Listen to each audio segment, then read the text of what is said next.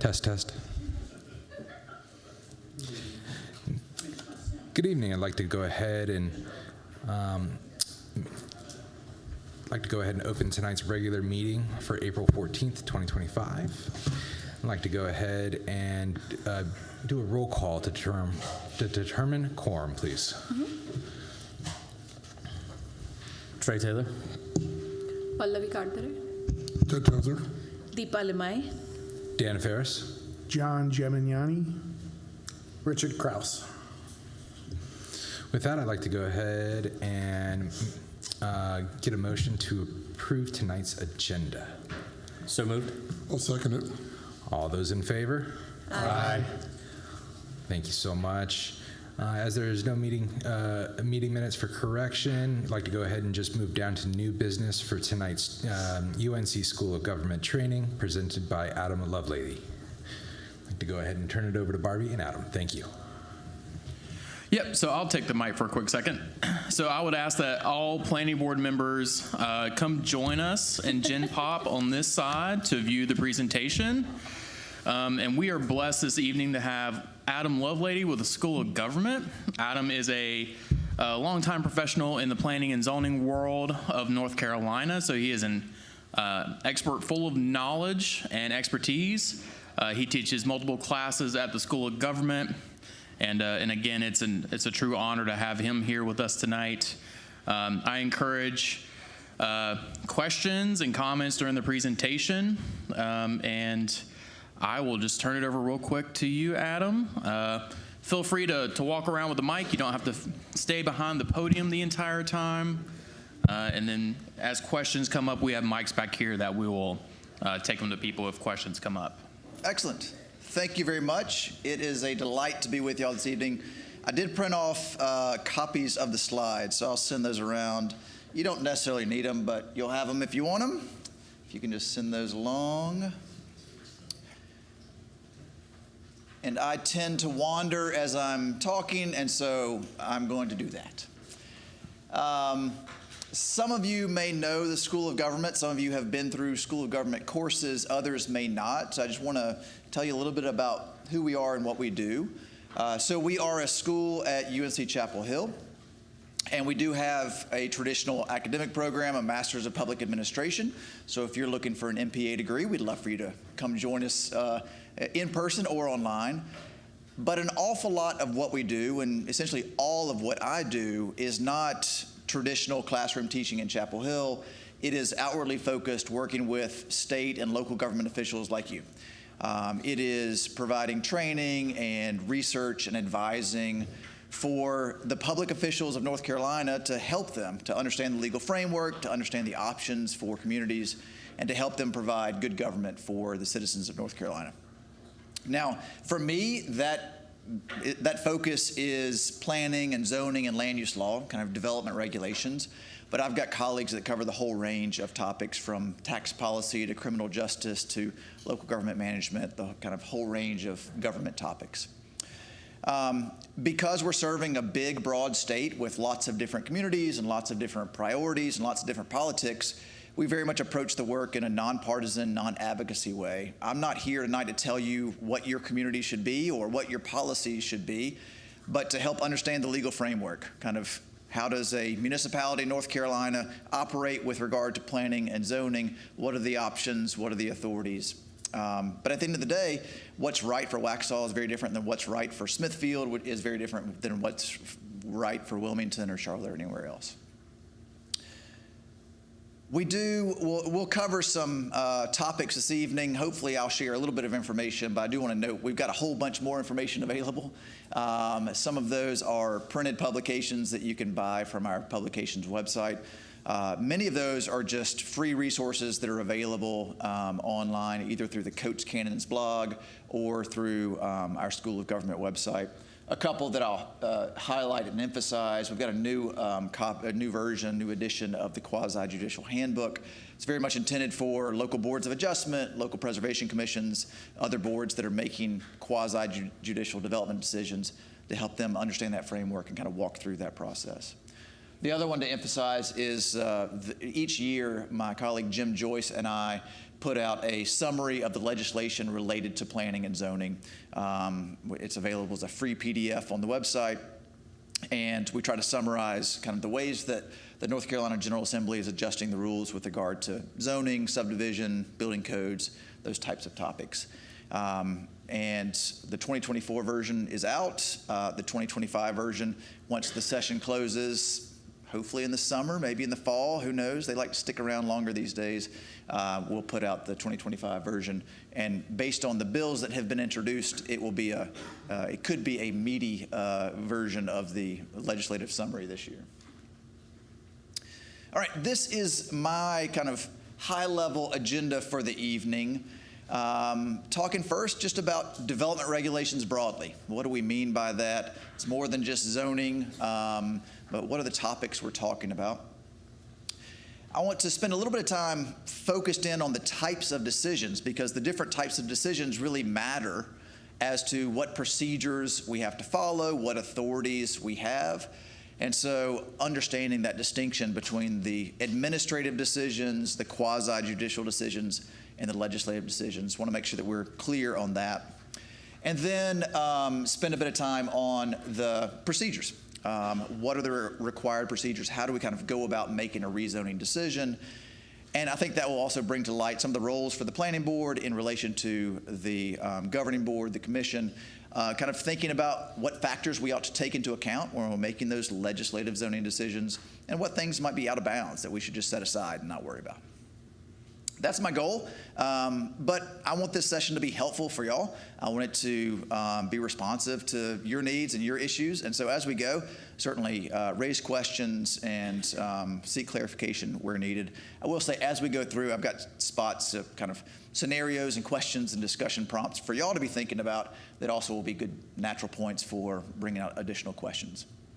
I'm thinking we'll get through the first two and take a break and then finish off, but we'll see how things go. If y'all start shuffling papers and getting up and leaving, that will be a good clue to me that maybe it's time to move on to the next piece. All right, so here's a scenario. It may be familiar. There's a farm on the edge of town, and it's along a country road that has very little traffic and a few houses. And that farm has recently been sold, and a developer has proposals, has plans to convert it over to a subdivision of single-family homes with new roads and new sidewalks, new parks, and new rooftops. The knowing glances and chuckles tell me this may be a familiar story in town. This is not an example from Waxhaw or Union County, but it's a story that's playing out all over the state, all over the country, right? So my question for y'all, and what I'll do is I'll encourage you to, we'll take 3 minutes, and you can chat with folks nearby, and then we'll talk together as a larger group. Who are the parties that are interested in this? Who's got a stake in this? Who are the actors that are interested in this? And what are they interested in? What are the issues? What are the topics? What are the things that come up when this change happens in any community, in your community? So 3 minutes. Who cares and what do they care about? Your time begins now.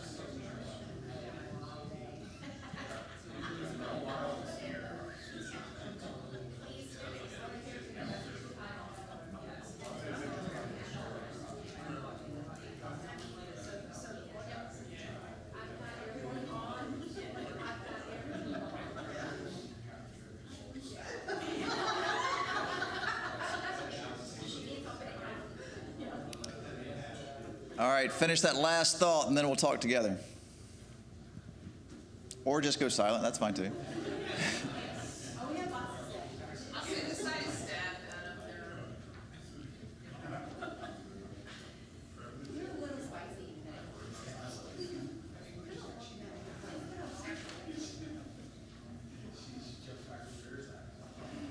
All right. So there's lots of things we could talk about. Let's start with the who. Let's start with who cares. And I'm just going to go through the different groups, and you don't need to give your whole list. Just give one, because I think we're going to have some overlap, but we'll probably have some distinct responses as well. So let me just start over on this side. One character interest that cares. Neighbors.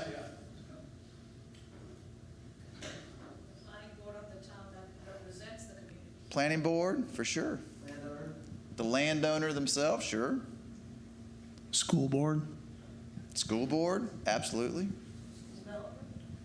The developer cares, yeah. Town manager about cost to serve. Town man, I hadn't asked about subjects yet. just perspectives. How about DEQ? DEQ, state agencies, environmental agencies, for sure. Politicians, yeah. NCDOT would be another state agency, but a distinct perspective and the topics they care about. Would a state or federal housing authority care? They would. We don't have much of a state housing authority, and HUD is involved in different ways, but there could be some issues they'd be interested in, sure. The county, yeah, absolutely. We can think about the layers of governance and the impacts this is going to create. The utility provider, whether that's private or public, whether that's county or municipal. All right, so we have naturally transitioned over to the topics. So let's go with the topics. Infrastructure, certainly questions about infrastructure sufficiency, whether that's transportation, whether that's water and sewer. If it's larger lot, then well and septic. Okay. What other issues do these different characters, these different perspectives care about? Schools and school capacity. We're already overcrowded. We built the new high school and it's already got trailers in the parking lot, and now you're adding all these additional kids. Do we care about traffic? Yes. Traffic.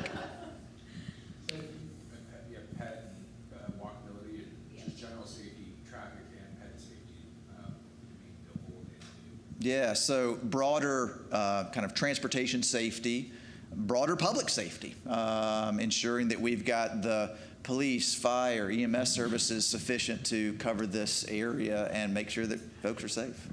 And for us, the impact it will have downtown, because if we have too much traffic, it will impact people being able to get to our downtown businesses. Yeah, so not just the kind of first layer of impacts, but then what are the ripple effects of those impacts, Also, for sure. Downtown, local businesses saying with more customers.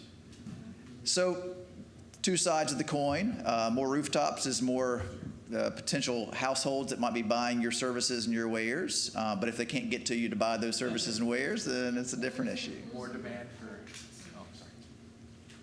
I was going to say that would then create a second demand for more municipal services of additional parking. If the town hasn't been responsible for providing parking at those economic centers. So the broader needs of public service and public infrastructure, and what does this mean, not just for that one road or that one neighborhood, but for the broader community? Losing the quaintness of the character of the overall town. Yeah. Because of all these things. Yeah, so there's some Environment would care like overall. there's some intangible kind of quality of life and character of a place that is certainly impacted by this. So we could keep listing, and this is all foreign to y'all, I can tell. You don't deal with this at all.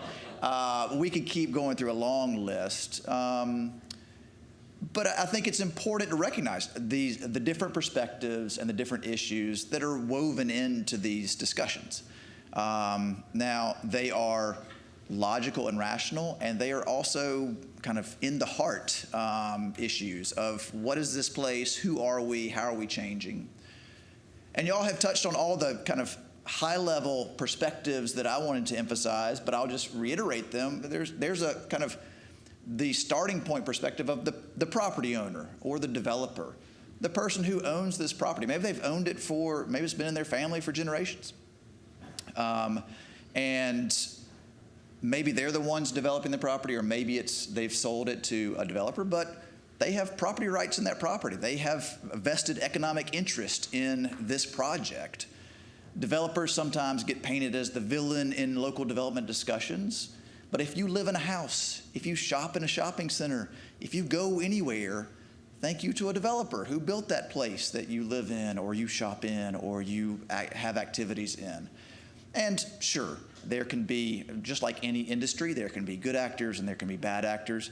But they are in a business to provide good communities and good homes. Their work is to build, and so they've got a vested interest in this. Certainly, they're not the only perspective, right? There are the close-by neighbors, folks who have lived on this rural road maybe for decades, folks who rightly have enjoyed low traffic on their country road and sunsets over that pasture out their backyard. Also, folks who are concerned that if this field changes over into rooftops and asphalt roads, that's going to dramatically change the stormwater runoff. It's going to dramatically change the experience of their property, not just generally, but very specifically with stormwater runoff, with flooding, with other impacts. It's also true that those neighbors have a sense of that place that they value. They might really like having a pasture out back. They don't have any rights in that pasture out back, but they like to watch the sunset over it. They may be running their dogs on that pasture out back, and they don't have rights to do that, but it's a really nice element of that neighborhood. Sometimes in these discussions, there are also improper considerations that come in from the neighbors. Concerns about how this is not just changing our place, but those people are moving in, or it is negatively impacting us because of the way that we're changing. And those are inappropriate in a public decision-making process. We're not going to change folks' minds, but as we're making public decisions about rights, that can't be part of our considerations. Now, y'all touched a lot on the broader perspectives and the broader roles. Us as public, us as community, us as a local government organization, we certainly have interest in how this is changing. And a lot of that is balancing. On the one hand, we want new residents, we want new tax dollars, we want new homes, we want economic development. On the other hand, we're going to have to pay for that increase in services, an increase in infrastructure. We're going to have to figure out how to have more school capacity, how to have more police officers. And that's a balance for us to figure out as a community, as a public. It also, the very best notions of sense of place and a kind of character of a place, not in a, we want to keep folks out, but there's a reason that this is a special place. There's a reason that we as a community want to be here, and holding on to those special elements. There's a tension there as we change and as we grow. One of the perspectives that oftentimes is not part of the political discussion, and I don't know that it came up, it wasn't spoken out loud, at least in our group discussion, are the future residents, the folks who would move into that new neighborhood. And they certainly have a perspective in this. They may not live in the community yet, they may not live in the state yet, they may not even live in this country yet, but it's a perspective that is at play in this broader discussion.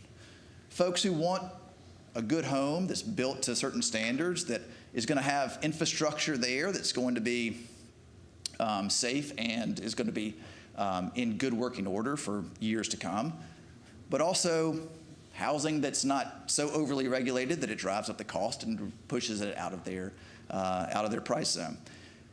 Now, they're commonly not part of the political discussion because they may not even be here yet. But certainly part of the push and pull, the tension of perspectives as we're talking about development and how a place changes. Now, I've framed this up around a housing development, and that's a common one, but these same disputes, these same perspectives are at play in all of our different land use discussions. What should our sign ordinance say, and should those like inflatable floppy guys go out in front of the mattress store? Maybe they should, maybe they shouldn't, but those same kind of tensions and perspectives are at play in that. How should infill development go in, and what should it look like, and how should we allow it or not allow it? What kind of density should we allow? Should the solar farm go in on the edge of town? All of those they're the same dispute. In many ways, every zoning dispute is the same story. It's just happening in a slightly different place, in a slightly different kind of context. And all of those are trying to find balance. All of those, the community, if we're doing it right, is trying to find some equilibrium between those different perspectives and those different priorities. My clicker has gotten extra happy, really happy. One of the ways that we can start to kind of set the table and set the framework for those discussions and those decisions is with development regulations. And zoning is the big one. Commonly, it's kind of the primary focus of these discussions, but it's not the only one. There's lots of specifics around how we regulate development, the extent to which the local government has authority for regulating, and all of those tools can come into play as we're thinking about how does a place grow, how does it change, how do we maintain what we want. Now, one topic that is central to any discussion about municipal authority in North Carolina is North Carolina municipalities can do what the North Carolina General Assembly says they can do. In North Carolina, there's a framework within which municipalities and counties can operate. There's room for making policy decisions, but it's a clear framework and kind of clear limitations on what authority is there. And so as we're thinking about the tools for development regulations, as we're thinking about the procedures required, we have to be looking at that framework. And Chapter 160D of the general statutes is the primary place where we find that authority. Now, if we're talking about other local government authorities, for municipalities, we're talking about Chapter 160A, and for counties, we're talking about 153A. But when it comes to development regulations, zoning and subdivision and preservation, those sorts of things, those are all gathered here in Chapter 160D.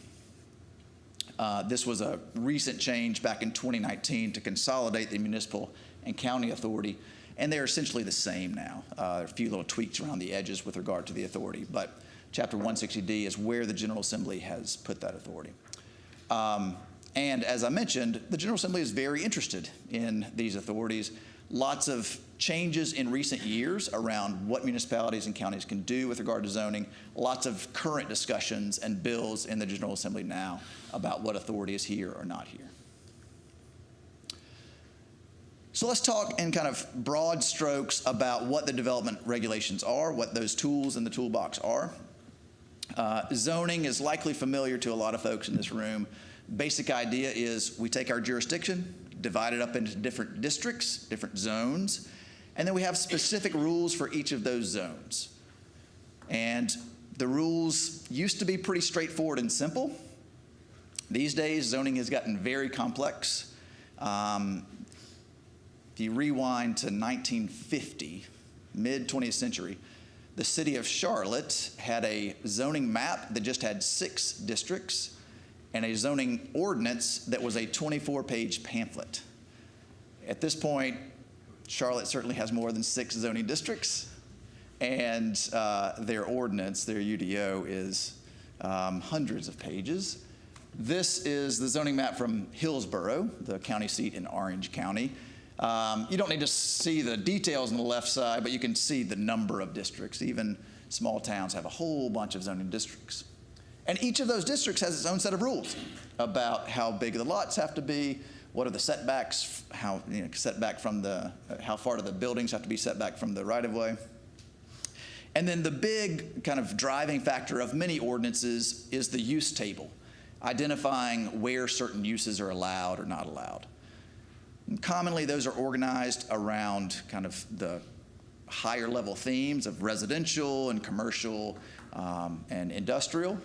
But increasingly, jurisdictions are moving to allow for more mix of use and more kind of downtown commercial spaces that are not so organized by residential versus commercial, but organized more by place, encouraging mixed use and more walkability. Land subdivision regulation and land subdivision ordinances are closely related to zoning, but wind up being a separate authority and separate topic. The subdivision regulations are really about when we take a large tract of land and divide it up into smaller lots.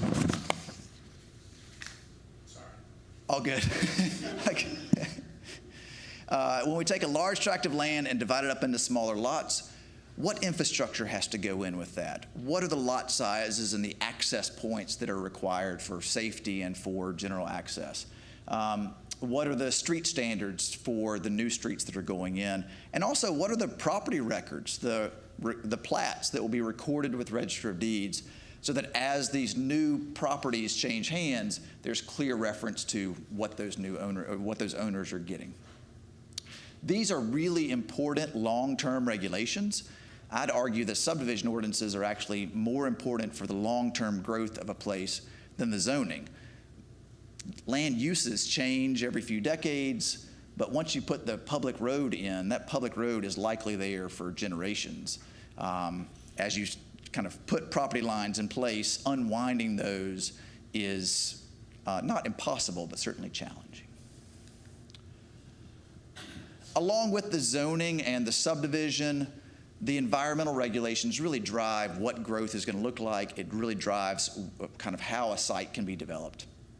There's lots of different environmental regulations that come into play as we're thinking about development.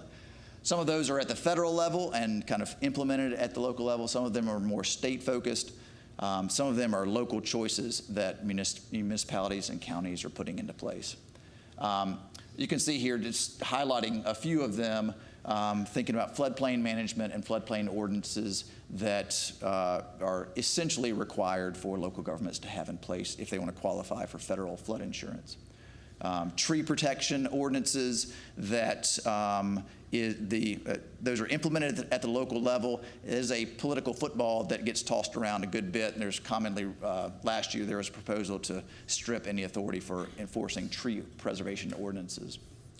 Certainly stormwater requirements and addressing on-site stormwater is a big driver for the shape of development, how much density can go on a space or on a development, and can be a very costly piece of the development project. The top there, you can see that's the map of the water supply watersheds in North Carolina. So these are areas where that particular watershed is feeding the water supply for downstream communities, and so there are increased regulations for those areas to protect the water supply for those downstream communities. These are just a sampling of some of the environmental regulations that kind of shape development. There are certainly others that come into play, thinking about getting permits from the Army Corps of Engineers for impacts to wetlands or streams. If you have a high impact industry like asphalt plant or cement plant, then you're also going to be getting environmental permits.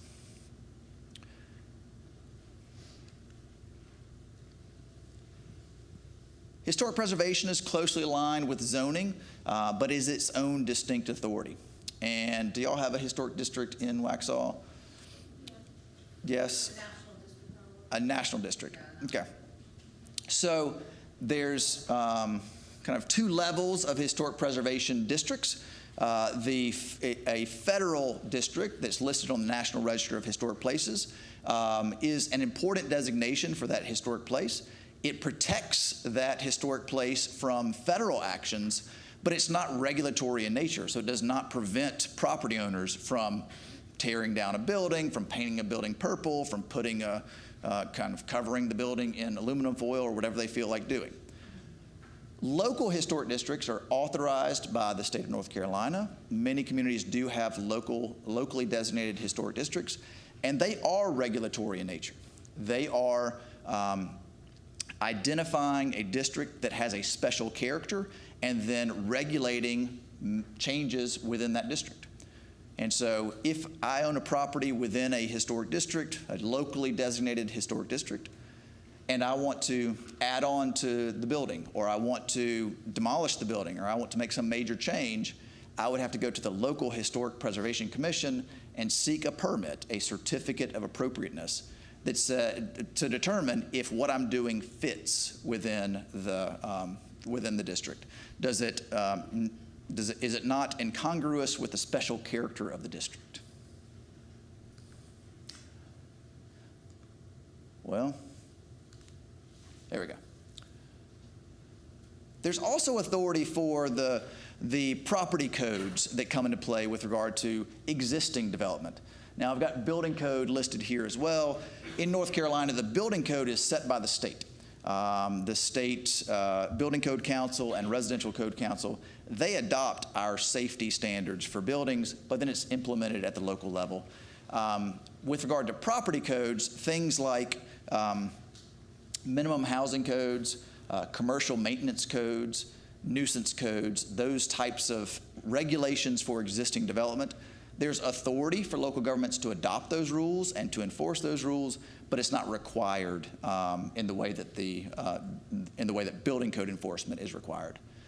These can be really useful tools for maintaining a minimum level of safety of our buildings, for addressing housing issues within our communities. They also can be, we have to be really careful with making sure that we are following the right authority, going through the proper procedures, because in many cases, these regulations are, as compared to zoning, where someone is seeking a permit and an approval, in many cases, these are an existing situation where the government's going on to enforce against an existing situation. So what I've been talking about are the regulations, the zoning, the subdivision, the historic preservation. There is also the role of planning. And planning is less regulatory in nature and more policy and goal setting in nature, but it's closely aligned with the development regulations, both practically because we ought to set forth a vision and then regulate in a way that aligns with that vision, but also because there's now a requirement from the state of North Carolina. So up until 2020, this was not the case, but it is now the case that if a community in North Carolina wants to enforce zoning, then they have to have a comprehensive plan or a land use plan. Previously, this had not been the case. If you came here from another state, you're thinking, that's crazy, I can't believe that. But it had been that the courts had interpreted it in a way that said, you don't have to have a plan, you just need to think about things comprehensively. That's no longer the case. Now, as a condition of adopting and applying zoning regulations under this chapter, a local government shall adopt and reasonably maintain a comprehensive plan or land use plan. The statute leaves it pretty open-ended, again, as compared to other states. Some states have very specific criteria and elements of a plan that have to be adopted. North Carolina gives suggestions, and they are the types of things you would expect. Economic development and housing and transportation and environmental protection are suggested elements of a plan, but there's not a requirement for those. There's also not a state agency that's looking over your shoulder to determine if your plan is sufficient or not. Certainly the School of Government is not looking over your shoulder to determine if your plan is sufficient or not. But there is this requirement that in order to adopt and apply zoning, you have to have and reasonably maintain a comprehensive plan or land use plan. So what's the enforcement?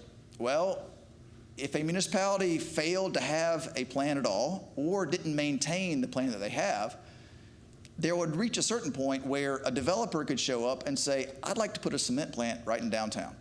And the town would say, well, no, that's not allowed by our zoning ordinance. And the developer would say, well, you can't enforce your zoning ordinance because your plan is from 1982. I should have before now checked when was Waxhaw's last comprehensive plan. If it was a while ago, it might be a good time to refresh that and update it. Let's talk a bit about the boards that are involved in development regulations. They're the ones that you know and love and serve on. The governing board, the town council, the county commissioner, the county commission, the board of commissioners, those are the elected officials. They are the politicians. They are the legislators for deciding what our rules should be. And they have to follow certain processes for that. We'll talk about that in a bit.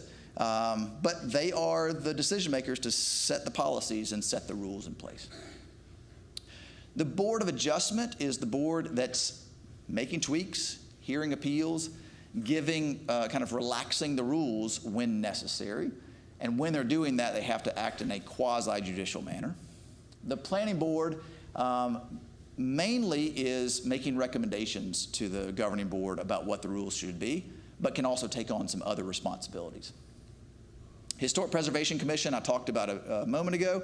They are the board that's handling the quasi-judicial decision-making of certificates of appropriateness. If you have a minimum housing ordinance, or minimum housing code, then you have to have a housing appeals board that's handling the appeals from that housing code enforcement. And then you can have a whole range of other appointed boards related to development topics. And so they might be addressing housing or environment. You can have a appearance commission or transportation board that's handling and advising on those specific topics.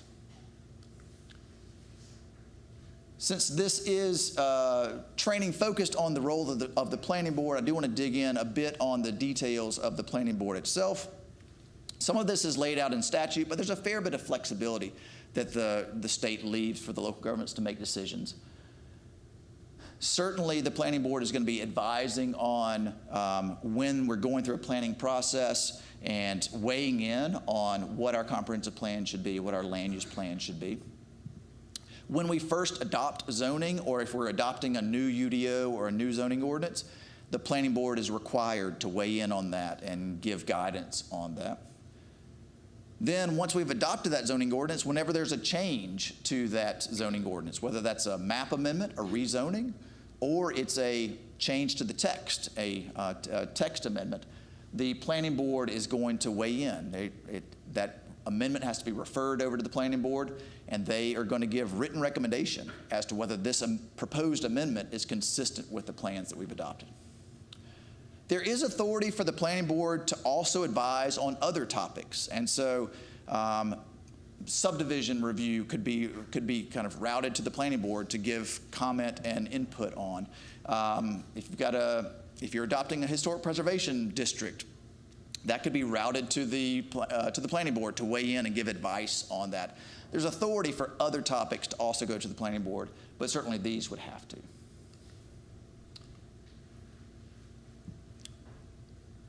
The big piece of the planning board's role is advisory on those zoning amendments and rezonings, but the planning board can also be the final decision maker on certain topics. And so preliminary and final subdivision plats can be, the planning board can be the final decision maker on those. Special use permits, which are zoning permits handled in a quasi-judicial manner, those can be assigned to the planning board. Also, the planning board can serve multiple roles, and I gather that your planning board does do that. Planning board can serve as the Board of Adjustment. Planning board can serve as the Historic Preservation Commission. With regard to the composition of the planning board, this is where there's a fair bit of flexibility. It's got to have at least 3 members. Beyond that, the General Assembly leaves it fairly open. If you have extraterritorial jurisdiction, ETJ, then there's got to be proportional representation for the ETJ area. But then with regard to how many members, are there particular expertise, how long are the terms, those sorts of kind of composition elements are left for the local government to set. Members do need to take an oath of office. You may get compensation, but I'll leave it to y'all to discuss amongst yourselves whether you're going to get compensation or not. Each appointed board, including the planning board, needs to have rules of procedure. Those rules of procedure can be adopted by the governing board. The governing board could say, hey, here's your rules of procedure. If the governing board does not, then the appointed board itself can adopt those rules of procedure to kind of guide its work. Those do need to be maintained by the local government clerk and available on the website. I'll say too that rules of procedure are one of those topics that's easy to be like, oh yeah, we've got those 1980s, the ones from 1987, and they adopted and they're still there and they're fine. Rules of procedure can be really helpful for guiding efficient work, for making sure we know how we're making our decisions and how we're kind of going about this work. And so, especially if you're finding that it's a challenging time, if we're kind of spending a lot of time on things that seem mundane, if we are not clear on what the authority is, how we're kind of processing through a meeting, updating the rules of procedure can be a really helpful way of kind of refining and identifying how we're going to do the work that we're doing.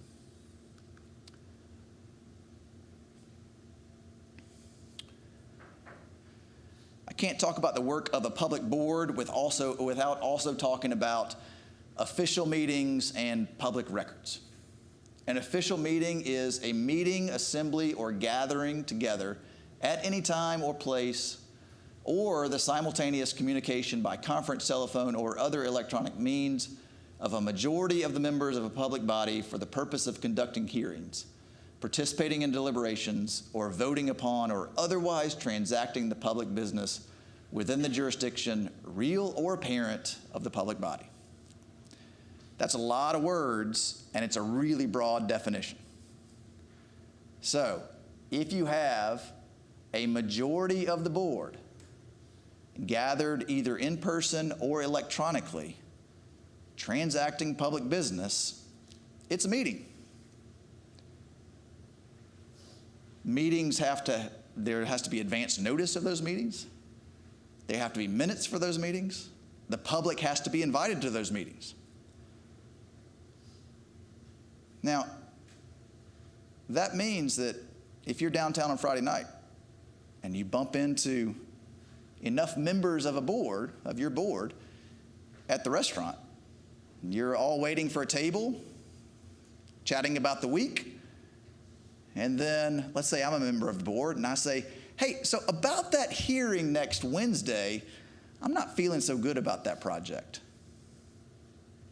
We're now deliberating about the public business. It's a public meeting.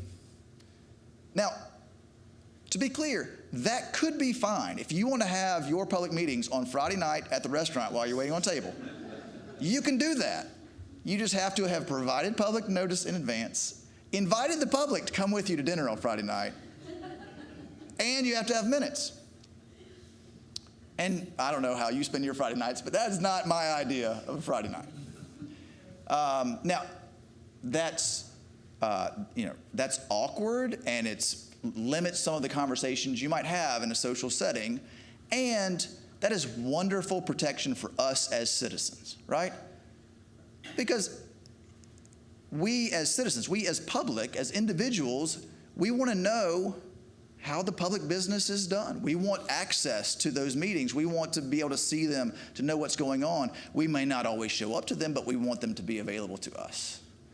And that's right, because we are the public. We are the ones empowering this public business to take place in the first place. So it's a little awkward for us when we are public officials, but for us as individuals, as citizens, is very good open government protection. Public records is a similar topic. It's a really big definition that captures a lot of stuff. All documents, papers, letters, maps, books, photographs, films, sound recordings, magnetic or other tapes, electronic data processing records, artifacts, or other documentary material, regardless of physical form or characteristics, made or received in connection with the transaction of public business. If you are texting about public business on your personal cell phone, you are creating public records.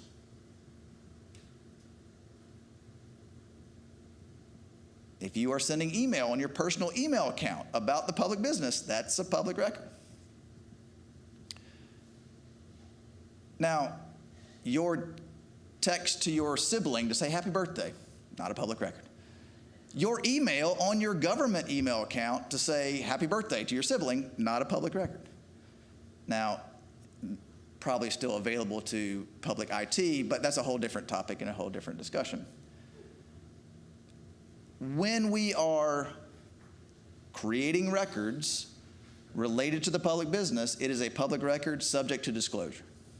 And again, that can be awkward for us as public officials, but it's great for us as citizens, as us as public, right?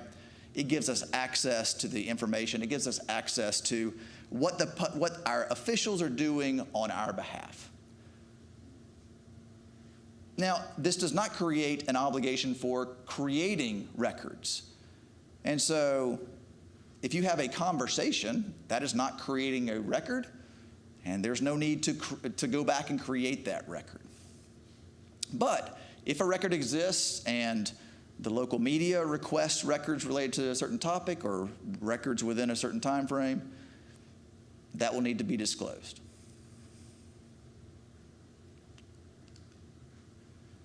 Okay, so we have talked about development regulations and made clear that local media might poke around in your text messages.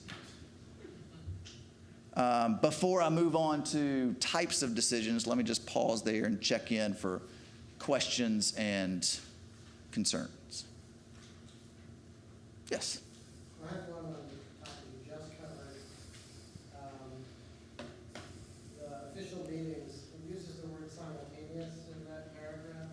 So I'm wondering if you're engaged, let's just say you have a group email that goes out to all members of the planning board. The question turns into a conversation, but it's carried out over multiple days and so forth. Is that problematic in that it constitutes a meeting that wasn't publicized and the public was invited, or is it not a meeting if it's not simultaneous?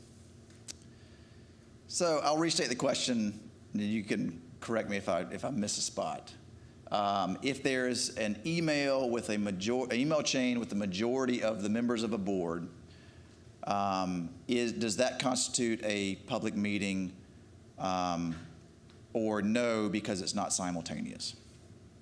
It's going to depend on how quickly you respond. So, if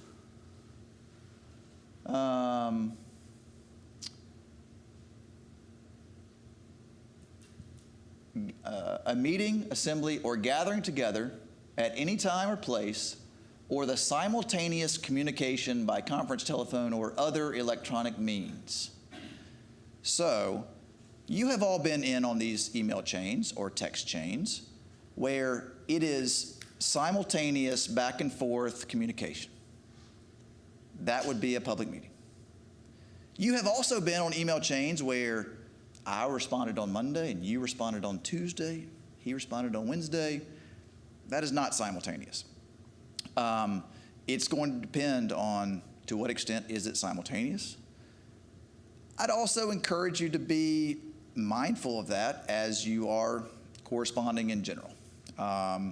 The speed with which we are corresponding could trip us over into public meeting land. It would still be public record.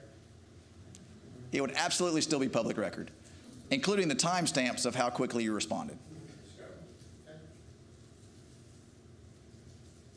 And just to add, as a general rule, we've been advised by our town attorney that if you do engage in an email that's sent to everybody, don't reply to everybody. If one person is asking the question, send your response to the one person. It's when you start replying to everybody that it then becomes a back and forth, that it then becomes a meeting. So don't reply to all. Good practice. That's a good rule of thumb. We have you guys BCC as well, just to stop the reply. Thus Like inhibiting we've the ability to started rebuttal. doing that Yeah. more recently. Yep. Good practice all across. And I'll say too, like, this is not intended to scare or kind of like cool your conversations. It just brings to light that if it's a public conversation, it should be for the public, right? We don't want to chill deliberation, but we do want it to be public deliberation. Yeah. And yeah, if it's an email, it's a public record anyway, so Yeah, I think it's, in my mind, it's really just a question of finding efficient ways to get some work done outside of meetings, which are extremely limited in terms of how often do we meet, for how long. And so if you want to be able to make progress and stay true to the intent of the law as well as the letter of the law, you know, it's an option. Yep. Yep. All right, good question.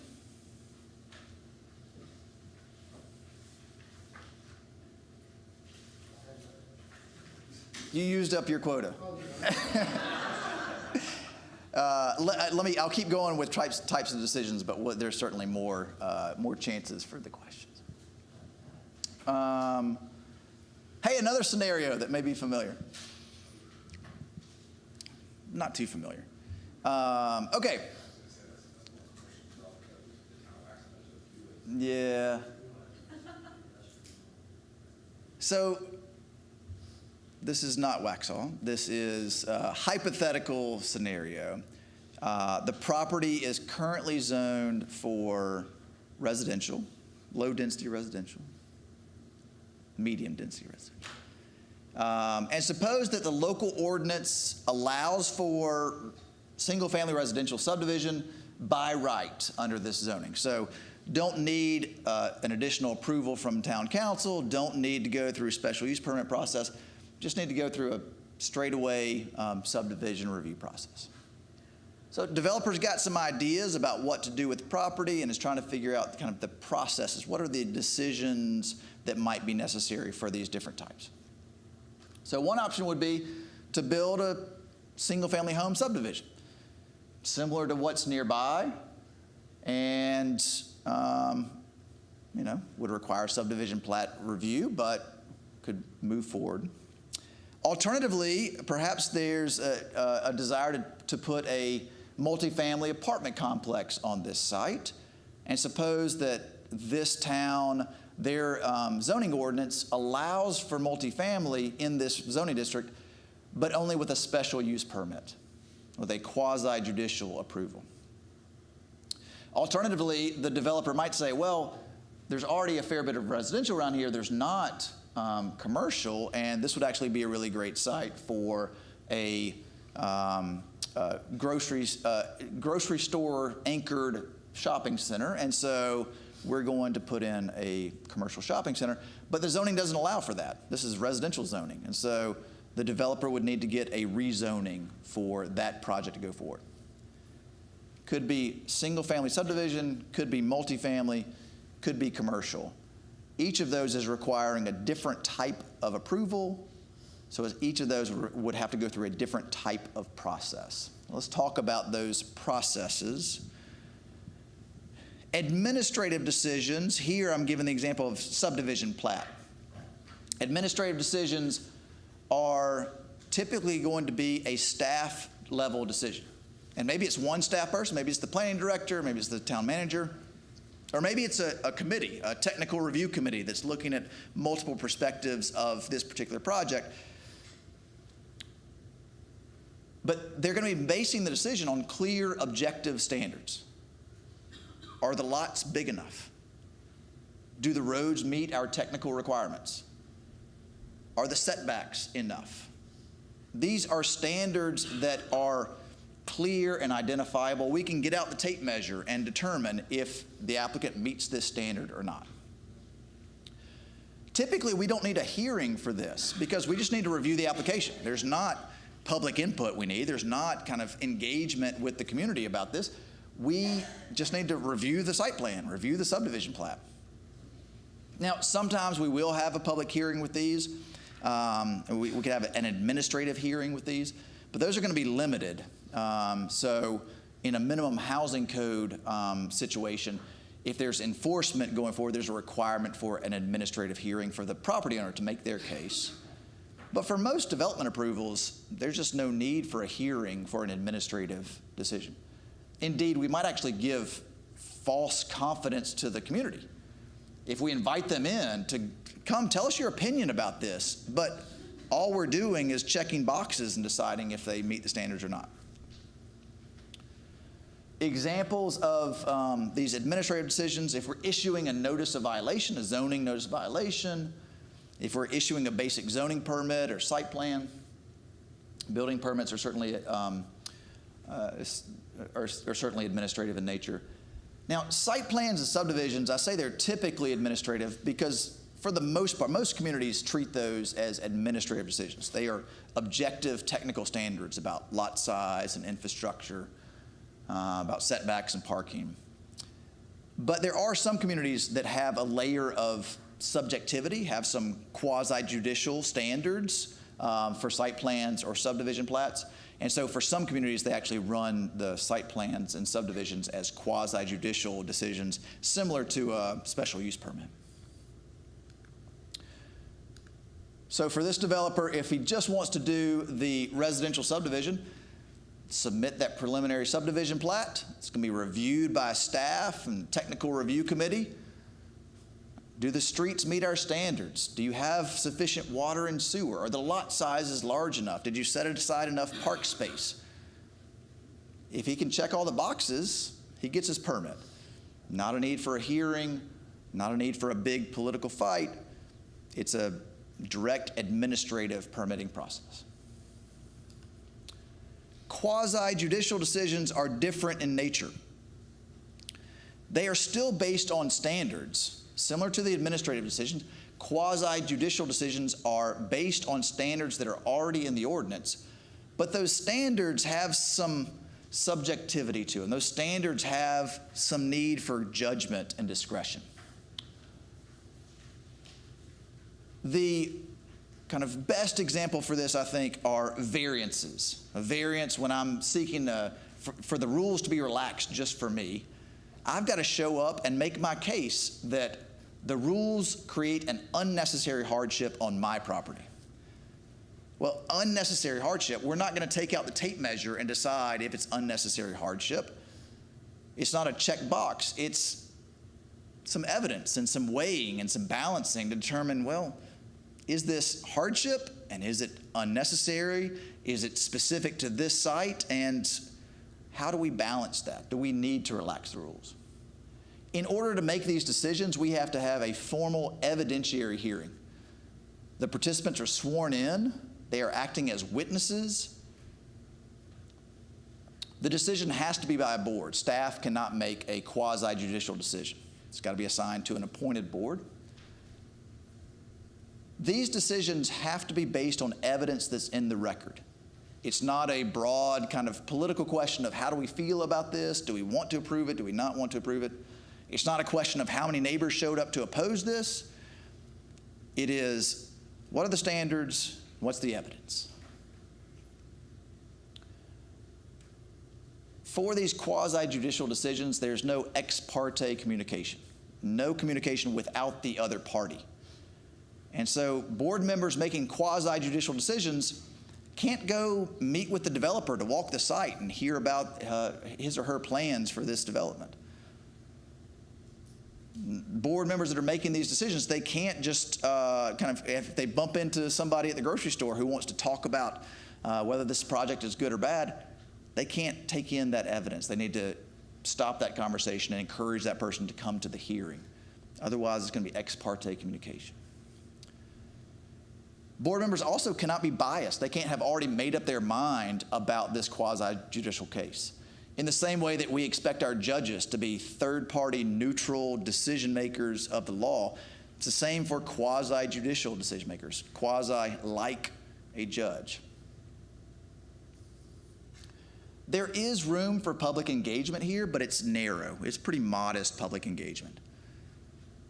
There are some individuals that are parties with standing. The applicant has legal rights in this case. The property owners, that's different from the applicant. They have legal rights to participate, an opportunity to be heard and have due process. The general public, the board can allow them to participate. The board can allow for the general public to be sworn in and give evidentiary testimony about how this project meets the standards or does not meet the standards. But the board is not inviting general public opinion.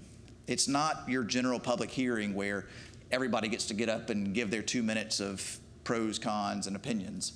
It's got to be focused on the standards, and it's got to be factual testimony. The examples of these, the typical examples of quasi-judicial decisions, variances, special use permits, certificates of appropriateness, those are the ones in the historic districts. There should be I just skipped past it. Appeals of administrative decisions. So when there is a staff decision and the property owner, the applicant, disagrees with the interpretation or thinks they got it wrong, those appeals go to the Board of Adjustment as a quasi-judicial decision.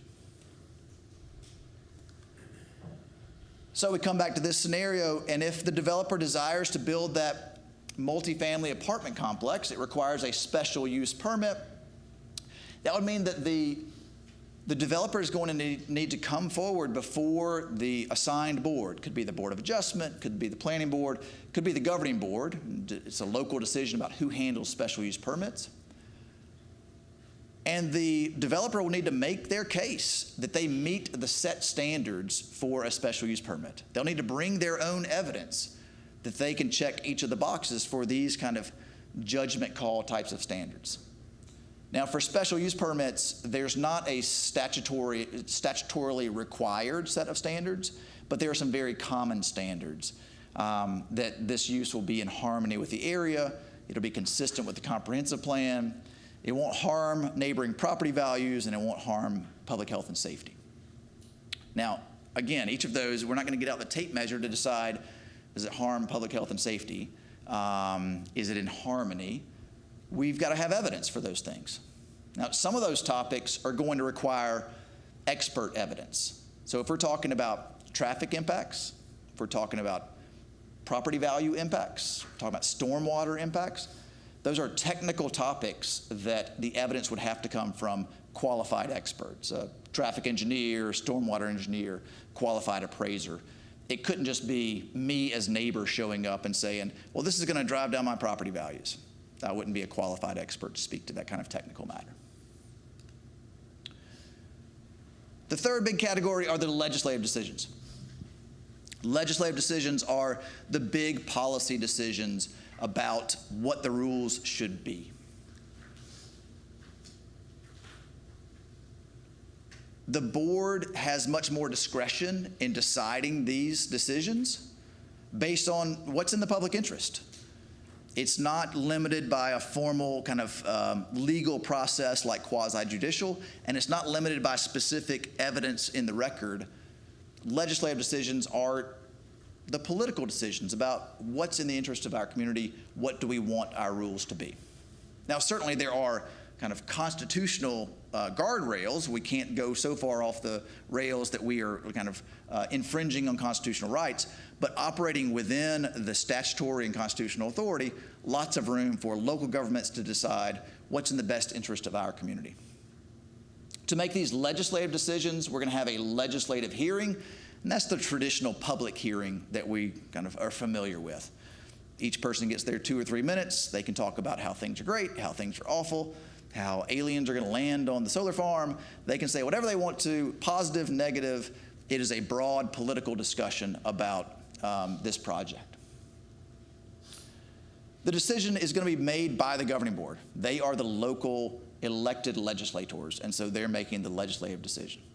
There are a few communities that have special legislation for the planning board to decide rezonings, but that's limited and specific if you've got that local legislation. With these, there's robust public engagement. I talked a moment ago, for quasi-judicial, you can't have ex parte communication. In the legislative context, these are politicians, and we want them to respond to constituents. We want them to take the call, to take the meeting, to be responsive to what the broader community is concerned about. And so there's robust public engagement for these legislative decisions, both at the hearing itself, but then also communications outside of the hearing. The examples of the legislative decisions, certainly the zoning ordinance amendments, map amendments, so rezonings, if we're making a conditional zoning approval, and if we're approving a development agreement, all of those are examples of legislative development decisions that would follow these kind of broader legislative policies and procedures. So for this one, if the developer decided they want to move forward with the commercial development, they're going to have to seek a rezoning. So to go from the residential zoning to some commercial zoning. That would be an application process seeking both the recommendation from the planning board and then the eventual vote by the governing board as to whether they want to rewrite the rules to allow for this project to go forward. That would be open for a broad public and political discussion and for the governing board to use their discretion, their judgment as to whether this would be in the public interest or not. All right, this is a summary of what we just said. In the interest of time, I'm going to move past that because it's just restating what I just went through for each of those examples. Couple more notes and then we'll take a break.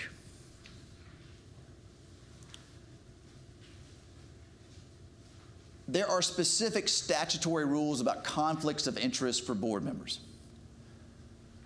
The first two apply to whether it's quasi-judicial or appointed board or governing board. The final one is specific to quasi-judicial decision-making. So, with regard to financial interest, members of appointed boards or governing boards shall not vote where the outcome of the matter being considered is reasonably likely to have a direct, substantial, and readily identifiable financial impact on the member. So if I serve on the board and I own the property subject to the rezoning, I've got a clear interest, financial interest in the outcome of this matter. I've got to recuse myself. If I sit on the board and I have a fraction of a share of this international company who might wind up being the grocery store at this site, it's not substantial, it's hardly direct, it's not going to be a conflict of interest. In between those two kind of extremes are lots of variation, lots of scenarios that might be quirky and challenging. Talk to your local government attorney before the hearing if there's a question about whether this is maybe a conflict or not. It's not just financial, it's also relational. You can have conflicts of interest even if you don't have a financial interest in the outcome. An appointed board member shall not vote on any zoning amendment if the landowner of the property subject to a rezoning petition or the applicant for a text amendment is a person with whom the member has a close familial, business, or other associational relationship. This is another one where we could come up with a kind of each of the extremes and then lots of gradation in between. There's not a clear cut and dry answer about what's conflict, what's not. It's going to be case specific, fact specific. And so if you've got a situation, you're like, feels like maybe I've got a close associational relationship with the person seeking this rezoning, have the conversation ahead of time. Check in with staff, check in with the local government attorney, and feel it out to make it a determination. Specifically for quasi-judicial decisions, there's also this. A member, it is a conflict of interest if a member has a fixed opinion prior to hearing the matter that is not susceptible to change or has undisclosed ex parte communications. If you've already made up your mind on the case, you can't be a neutral decision maker on the case. If you have bias, you need to recuse yourself. Now, that's not to say that you should just not think at all. You should absolutely get the staff report and the application materials ahead of time. You should review those. You should consider, how do I think this case might go? But you should also be open to hearing new evidence, hearing the arguments back and forth, and making a neutral decision about this case.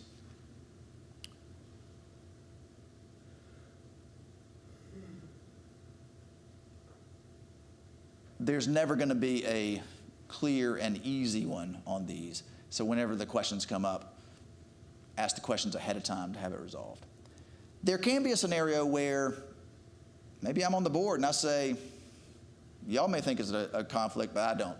I'm not stepping down, not recusing, whatever. If there's an objection from one of the parties, then it's for the remainder of the board to vote to decide if that member should be recused or not. And so if there's a conflict or dispute, it will be the remainder of the board who will make that vote. All right, I've got some simple questions, but I'm going to leave those up while we take a break, and y'all can ponder those, and we'll talk about them when we come back together. I'm going to say let's take a 10-minute break to stretch legs, find bathrooms, and get additional snacks, and start back at 7:55.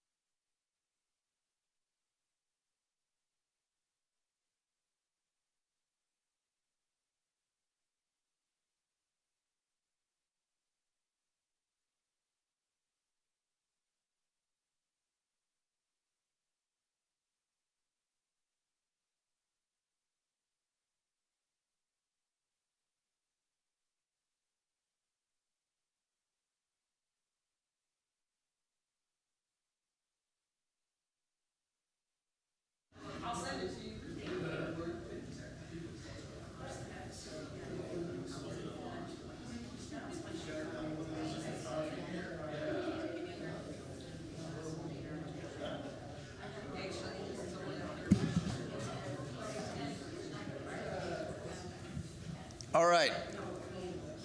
Before the break, I left you with these questions, and I feel confident that you spent all of the break digging into these detailed questions. But just in case you didn't have a chance, I'm going to read them off, and then we can talk about them together. One evening while bored at home, board member Samantha started a text chat with the whole board. Hey, y'all, I'm not loving this rezoning application for next week. What do you think? Within moments, all but one of the board members was responding, debating the pros and cons of the rezoning. Any issues here?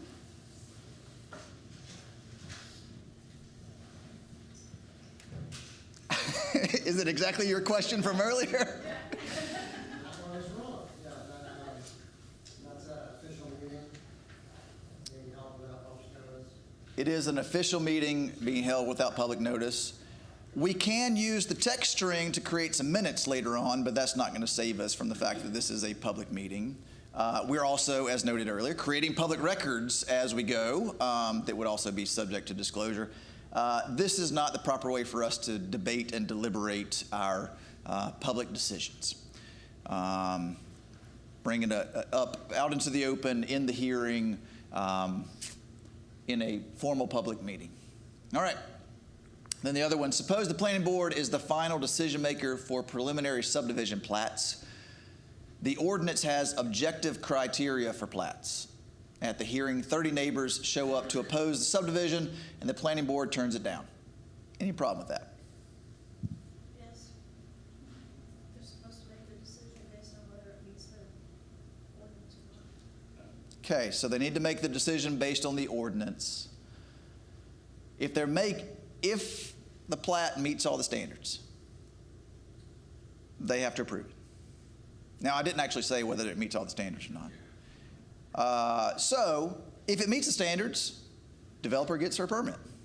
If it does not meet the standards, it's denied. It doesn't matter how many neighbors show up in matching t-shirts with placards and pitchforks and anything else, because it's an objective administrative decision, even though it's the planning board that's making this decision. This also highlights some of the challenge that can be baked into when we assign different decisions at different levels. If the planning board is making an administrative decision, puts them in an awkward spot because the applicant either meets the standards or they don't. And we're going to have a hearing where folks show up thinking that they're going to weigh in. Their voice matters. And in a grand scheme, yes, their voice matters, but for this decision, it does not. It's not going to sway the outcome. Or if it does, the Superior Court judge is going to overturn that decision. The same is true if we assign to the governing board to make administrative or quasi-judicial decisions. It's fairly common for governing boards, for town council, board of commissioners, county commissioners, it's fairly common for them to handle special use permit quasi-judicial decisions. Perfectly authorized, perfectly legal, but it also creates a scenario where our elected officials might be put in a tough spot where all of the evidence says we have to approve, but the politics say we have to deny because there's a whole bunch of folks showing up upset about this case. And in that case, our elected officials, they have a legal obligation to approve and a political obligation to deny, and they're just kind of caught between a rock and a hard spot. Now, they can do that, and many boards do, many governing boards do, and they just have to be really careful about knowing what hat they're wearing. Are they wearing their legislative political hat, or are they wearing their quasi-judicial hat? So it's possible. We have to be really careful about what decision are we making, what process do we have to follow. All right. Last segment is just kind of walking through the procedures and the authorities for rezoning decisions. Now, this is broader than just rezoning. This is kind of legislative decisions generally, but the most common of these are the rezonings, and so it's just helpful to frame it as that.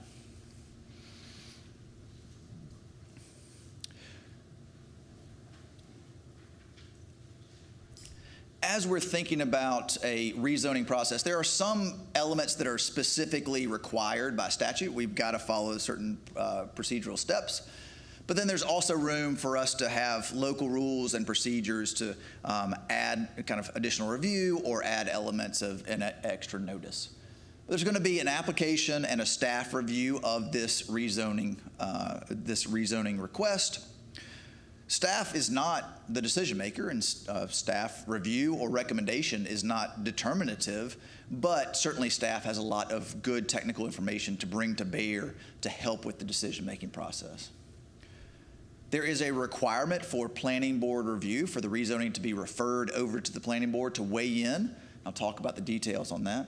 There are specific statutory requirements for notice for these rezonings, specific statutory requirement for a public hearing, a legislative hearing, and then the specific vote on the ordinance. With regard to the planning board review, there are statutory requirements that all proposed amendments to the zoning regulation or zoning map shall be submitted to the planning board for review and comment. They're reviewing and commenting on whether the proposed action is consistent with any comprehensive plan and any other officially adopted plan that is applicable. The planning board shall provide a written recommendation to the governing board that addresses plan consistency and other matters as deemed appropriate by the planning board. So there is this requirement when there's an amendment to the zoning ordinance, whether it's a rezoning or a text amendment, that gets referred over to the planning board for them to weigh in. Is this proposed amendment, is it consistent with our plan? And to weigh in and provide a written comment on whether this is consistent with our plans or not. Now again, the planning board recommendation is not binding. It is a recommendation. And the governing board is not required to follow that recommendation. But again, the planning board has good and important technical and political input to give about how does this fit with the plans that we adopted that we said were important? Is this decision helping us to move forward on our goals as a community? Now, if you find that there's an occasional disconnect, planning board said turn it down, but governing board says we're going to go ahead and approve this. That's going to happen on occasion. Politics shift, priorities change, there's a new opportunity, and we didn't think we were going to have a development on this side of town, but now there's this big new proposal, and so we're having to rethink things. That stuff happens. If you find that it's always a disconnect, if the staff recommendation is never followed, if the planning board recommendation is never followed, governing board is always going a different direction, that may point to other issues. It may point to, well, maybe we don't have the right plan. Maybe we need to update our plans because it doesn't reflect the policies and the politics of our community now. Or maybe the review that the planning board is doing, the review that staff is doing, is not aligned or is not looking at the right questions for the current goals and the current policies. So there's going to be occasional kind of differences for sure. And that's good and part of the process, part of the deliberative kind of public decision making. But if you find that it's always a disconnect, maybe time to update the plan. With regard to the process for the planning board review, the planning board gets at least 30 days to review. Now, they don't have to take that full 30 days, but the governing board can't move forward on this rezoning matter until they've at least given the planning board 30 days to do that. If, though, the planning board is just sitting on a recommendation, they just decide, let's just hold on to this for a little while and see if this project will die. The governing board, after that 30 days of referral, the governing board can move forward even without recommendation from the planning board. With regard to the planning board's kind of process for holding the hearing, holding the meeting, it is a public meeting. We're here tonight at a public meeting. There's not a state requirement for a hearing at the planning board level. There may be a local decision, local rule or ordinance that says the planning board is going to hold a legislative hearing or a public hearing, but that's not required at the state level. That would be a local decision. There's also there's not a state level requirement with regard to notice for that planning board meeting beyond the standard notice for any public meeting that the planning board would have. Locally, you may decide, well, we want the public to know that the planning board is taking up this rezoning matter, and so you might post a sign, you might mail notice, you might have rules about that. If you do, you have to follow those rules, But that's not a state level rule. That's a local decision about notice for the planning board meeting. Once we get past the planning board, they've provided their written recommendation. They forward that along to the governing board. There are state requirements for notice and legislative hearing at the governing board level. With regard to notice, there's got to be published newspaper notice of this proposed amendment. It's going to be 2 legal ads. The first one has to go out in that time window between 10 and 25 days before the hearing itself. The other one has to be in a separate calendar week. A common question is, why are we still publishing in newspapers? Because state law says so. There are some local governments that have special exceptions to allow for just web notice. And there's every few years a proposal to make that statewide. As of yet, that has not been the case. And so the general rule is still that there has to be published newspaper notice. Also, if it's a rezoning, we have to do not just the newspaper notice, but also post a sign on the site so that passersby know, oh, there's a hearing coming up related to this property, as well as mailing notice to adjoining and abutting property owners. Again, you can provide more notice. Your community might say, well, it's not enough just to mail the neighbors. We want any property owner within 500 feet or within 1,000 feet. We want to send them all a postcard. That's perfectly fine. You can have a local rule about that. Then you've got to follow your own local rule, but this would be the state minimum. With regard to the hearing itself, the legislative hearing, this is going to be a conventional public hearing. Public to show up, give their input. You can place reasonable limits on the time and on the input. It does not have the same kind of due process limitations that we see for quasi-judicial hearings, for those evidentiary hearings. So we could have time limits on speakers. We could require folks to sign up at the start so that we can kind of run through the list efficiently. We might set overall time limits to say we're going to hear, whatever, 30 minutes in favor and 30 minutes opposed to try to kind of contain how much time this is going to take. We do have to maintain general fairness. This is a public engagement, and it is a legislative hearing. So we can't be selective in hearing particular perspectives or in kind of limiting who can say what. But we don't have to follow the kind of extra level of due process that we get for a quasi-judicial hearing. If we've got a meeting that's going really long, we've got a case that's really contested, and it's getting late, we can certainly continue this hearing to the next meeting, take it up again. If at this meeting we say we're continuing this legislative hearing to our next regularly scheduled meeting in City Hall in May, that is sufficient notice for us just to take it back up the next month. If at this meeting we say we're continuing this and we'll take it up again at some point, well, now we've kind of left it unspecified, and we would need to send out additional notice so that folks know when we're taking it back up. With regard to rezoning, with regard to any legislative decision, there are some factors that we should and absolutely can take into account as we're making this policy decision for the community.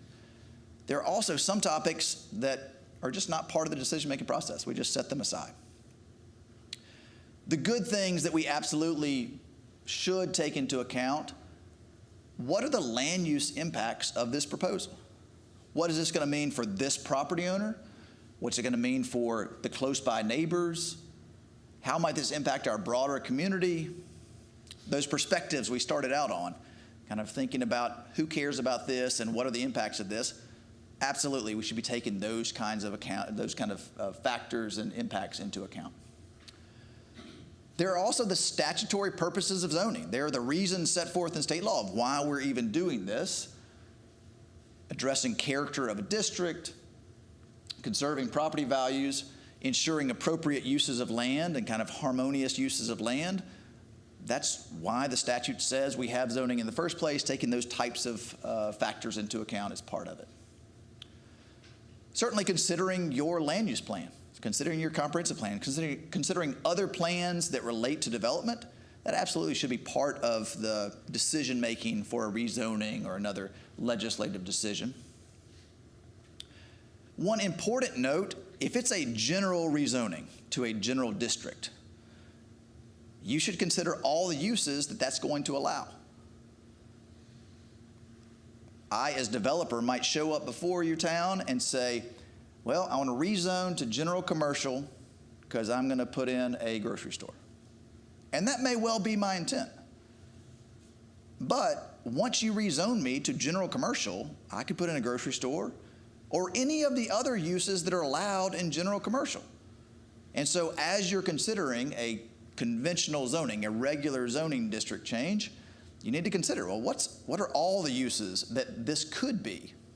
Because we're not guaranteed that it's necessarily going to be the use that's proposed.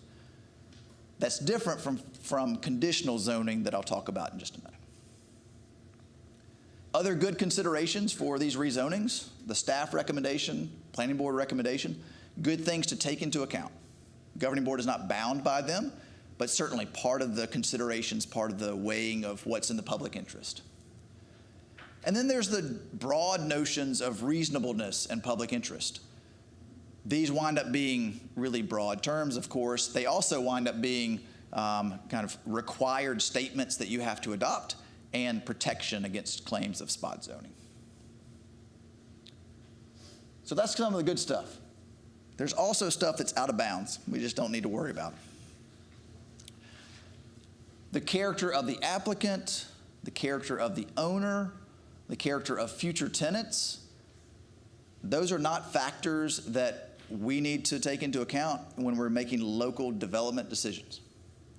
And this can play out in lots of different ways. The applicant might be a developer who's been here in town. We went to high school with them. We know them, we trust them. And that applicant could get the rezoning tonight and sell the property tomorrow to somebody else. We're not making a decision on who the applicant is. We're making a decision, is this land use appropriate here? Is this in the public interest? Would this development be appropriate here? Also, we're making a decision about the land use, not about who's going to be there. And so we can't say, well, we'd really like grocery store A, but not grocery store B. We're rezoning to allow for a grocery store, not a particular brand or a particular owner. And then finally, one of the topics that we have to address is we can't be making public decisions about the particular ethnicity, race, religion of a future tenant or owner. Those are just not factors that we can take into account. It's a place of religious assembly. It's not a church or a mosque or a synagogue.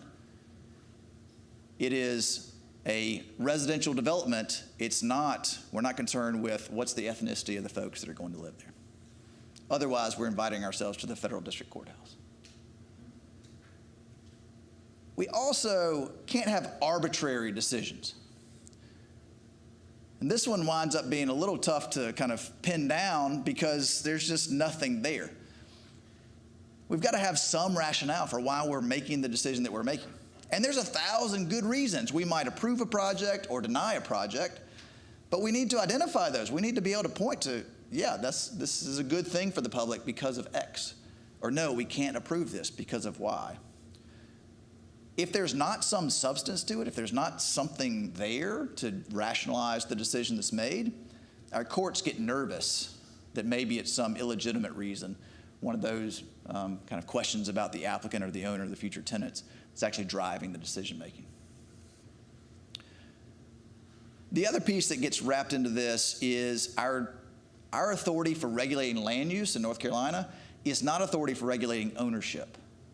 And so your ordinance cannot distinguish owner-occupied condos from renter-occupied apartments. They're multifamily land uses. In the same way, and this is more of a current topic, our local subdivision ordinance or zoning ordinance cannot distinguish between renter-occupied single-family home development and owner-occupied single-family home development. It's a single-family residential development. And we can regulate them. We can regulate size of lot, infrastructure required, but it's got to be the same regardless of whether that's owner occupied or renter occupied.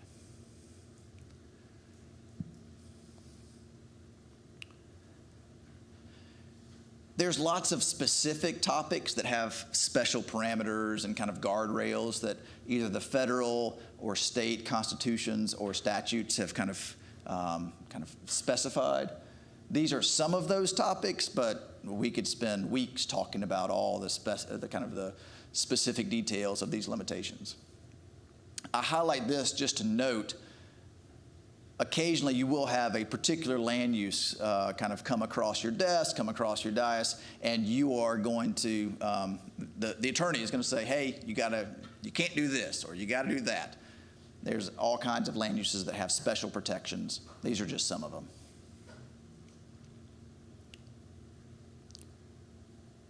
When the governing board is making a decision on a legislative zoning matter, they have to adopt certain statements. One of the statements is a statement of plan consistency. It's got to describe if this action is consistent with the adopted comprehensive plan and any other relevant plans. This has to be adopted when you're making a decision about an amendment, whether it's approving or denying that amendment, whether it's a rezoning or a text amendment. And you can choose kind of how you handle it procedurally. It could all be one motion to approve the action and the statement of consistency, or it could be separate actions, but it does need to be formal action by the board to adopt this statement. Now, currently this is a procedural requirement. It is making sure that boards are at least considering their comprehensive plan, their land use plan, but it's not a substantive requirement. Some of the proposed bills, some that y'all have been chatting about this evening, would ramp up the kind of expectations of these statements and make more requirements of them. If there's a determination that essentially a statement that says, this is inconsistent with our plan, but we're rezoning it anyway, that is currently perfectly fine. It's like you have checked the box, you have met the kind of procedural requirement, and that has the effect of amending your future land use map to essentially say, well, we said we were going to keep that as conservation area, rural area, but we just rezoned it for a distribution center, so plainly that is, we have a different future land use map in mind, or future land use in mind for that site. And so that kind of adopting inconsistency automatically updates the map.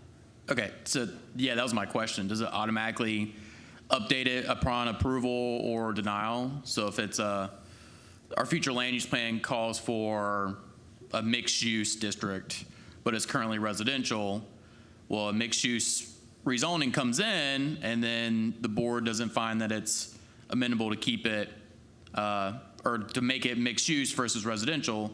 Does that change the future land use map to stay residential instead of what our plan calls for as mixed use? So it's a great question. The way that I have read this and the way that it typically comes up is the opposite, where we said this was going to be low density residential, rural residential, but we decided to rezone it for multifamily. So we took action to rezone, and that has the effect of updating the land use, the future land use map for whatever this new use is. I don't think that a denial would change the map. I think essentially if it's Approval would, a denial. I think yes. I think your future land use map might go up and not go down. I think, but this is all subject to change with any number of bills right now. Yeah. But I have a question, I'm sorry. So in considering changes, could that be a consideration then? If we decide to change this one parcel, then that changes our future land use map and could cause a domino effect? It's a fair question. The future land use map is it's a goal. It's a policy. It is not a regulation. The indeed, the board would be fully within its power and its discretion to say, even though the map says X, we don't think that's right. And so under current law, it would not create any legal dominoes. It might create political dominoes of, well, you gave it to the neighbors, so why not me? But it wouldn't have, the change to the land use map has no regulatory effect.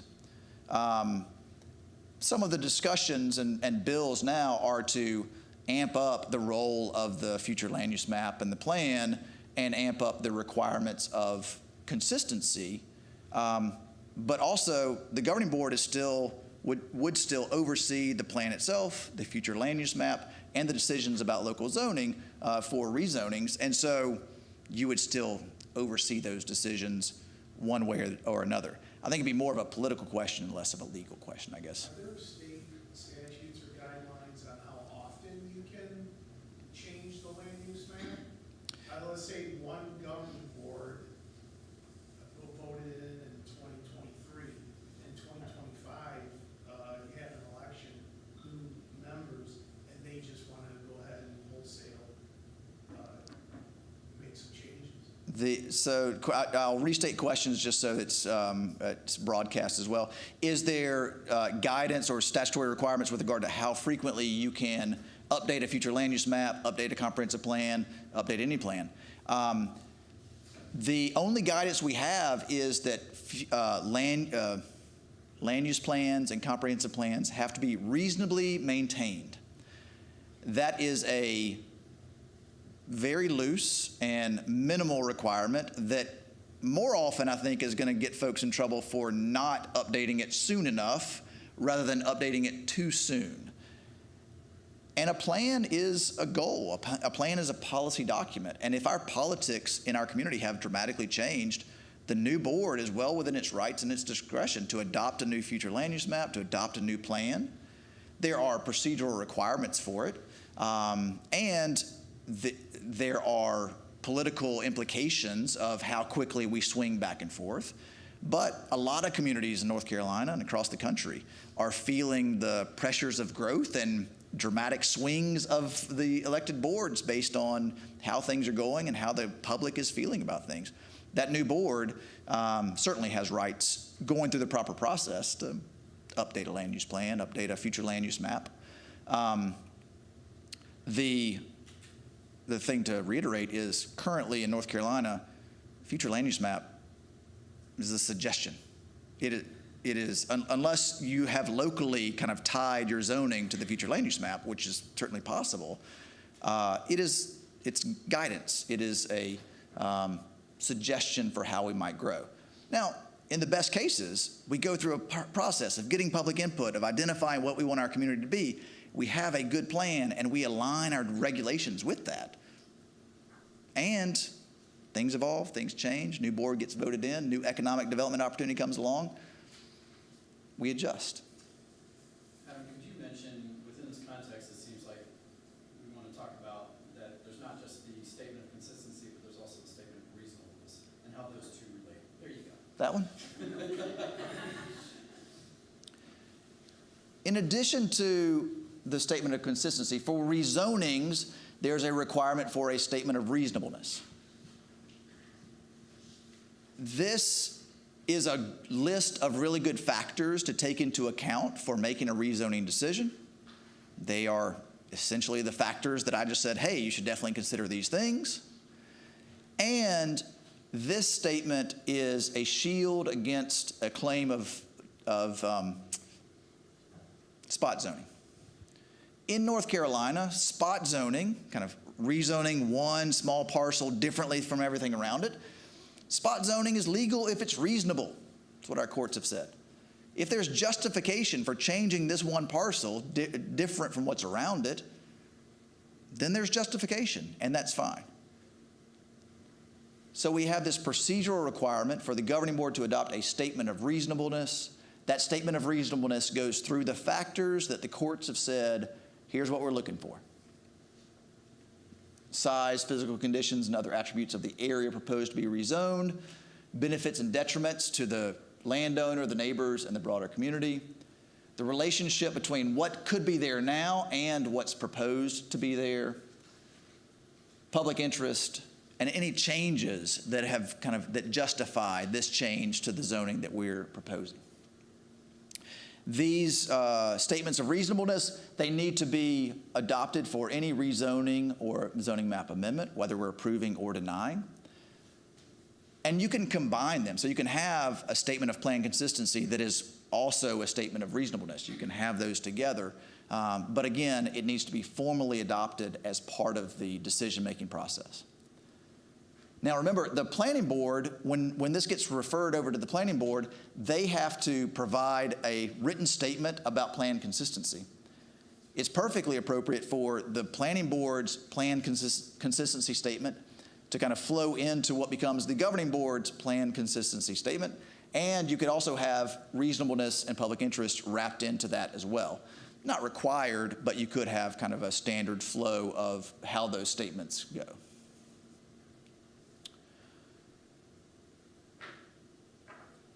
With regard to the vote on legislative decisions, it's just a simple majority. There are other decisions that could require a supermajority. A variance, vote on a variance requires a 4/5 majority. But for these legislative decisions, rezonings, it's just a simple majority. There used to be an option for the neighbors to band together and force a supermajority. That's no longer the case. There also used to be a requirement that if this was the date of introduction, it required a unanimous vote. That's no longer the case for these rezoning decisions. Note on conditional zoning, and then I think I'll just kind of open it up for questions. I don't remember what other slides I got in there. Conditional zoning is a zoning district specific to one parcel, one project. It is a rezoning where we're adding site-specific conditions for this one project. Now, those conditions are pretty flexible. The General Assembly has left some room there for the conditions to address this particular project, kind of the individualized impacts of this project. But the conditions do need to address plan conformance, adhering to the standards of the ordinance, and the impacts that are reasonably expected to be created by this development. So it's not just let's get out the wish list and kind of request all these things from the developer. It is what are the impacts of this project and how are the ways that conditions might mitigate those impacts from this project. Conditional zoning can't be forced on a project. It has to be requested by the applicant, and any conditions need written consent from the petitioner so that they can be enforced down the road. Conditional zoning can be structured in lots of different ways. You can see here a site plan from a development in Charlotte, and all the tiny little text there along the side are the conditions on that conditional zoning site plan. Conditions can include a site plan to say this development shall develop according to this site plan that we have. It may include design restrictions for that particular project. It may address traffic impacts and extra transportation improvements that would come from that project. It could be extra vegetative buffering or adjusting the standards for setbacks or height limits or density. Conditional zoning is a really flexible tool to address lots of different issues. It's also not a perfect tool. If we approve everything by conditional zoning, then every project has its own setbacks and its own sign requirements and its own height requirements, its own parking requirements, its own vegetative buffering. Keeping track of that practically in the office and keeping track of that out in the field for enforcement will be really challenging. If it's a run-of-the-mill development, just kind of a standard project, generally it should probably just flow under the standard ordinances. If it's a unique project, if it's kind of doesn't fit into our typical boxes, or it's creating a lot of impacts, or it's a really big project or kind of different type of project than what we typically see, conditional zoning can be a really useful tool for adjusting the standards, kind of having some flexibility, and mitigating the impacts of that particular project. Thinking about these together, kind of the conditional zoning and the conventional zoning, They're both legislative processes. They both run through the same process: staff review, planning board recommendation, legislative hearing. If it's conventional zoning, we're not adding extra conditions to it. If it's conventional, regular zoning, that property owner is going to have all the rights and obligations of anybody else with that zoning. So any of the uses allowed, any of the kind of setback requirements, parking requirements, those will all be standard, and we're not going to adjust those. And especially with regard to the uses, we need to make sure, okay, if this is a conventional rezoning, once they've got this rezoning, they've got the rights for any of those uses that are listed. Contrast that with the conditional zoning. There, we can use the conditional zoning to relax the setbacks or increase the setbacks. We could use the conditional zoning to allow for more density or require more open space. That conditional zoning allows for site-specific conditions that are going to adjust the specific rules that the general district would require. And we could limit the uses. We could say, well, yes, you can do some of these uses in the general business district, but these 5 are they're stricken from the uses available on this property. Each of those are very useful tools. Each of those is appropriate in the right circumstances, but they're not perfect, and neither of them are silver bullets.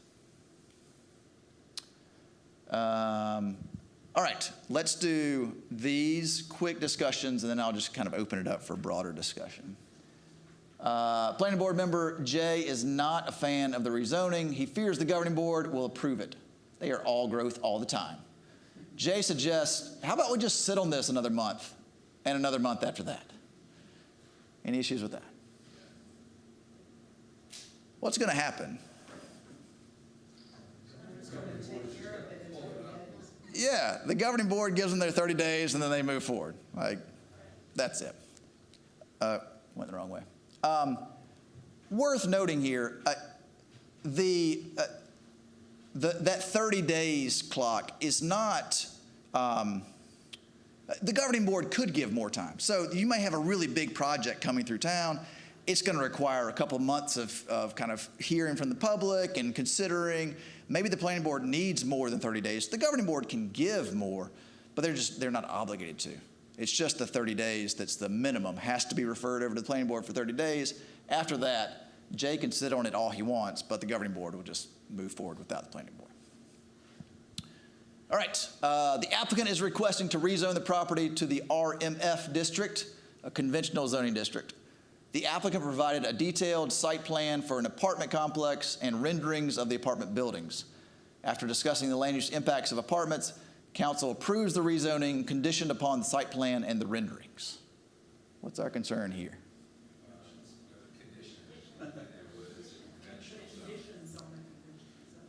If we just change the word conventional to conditional, we might be okay, but if this is just standard zoning, we can't add conditions on it, we can't limit.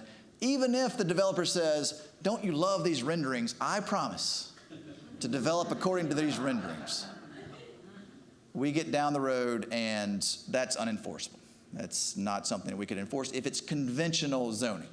If it is conditional, where we have properly gone through the process and applied these conditions to the rezoning, those are enforceable just like any other zoning requirement, and we can hold their feet to the fire on those conditions. All right, I'm going to skip that one because we've already covered a lot of that.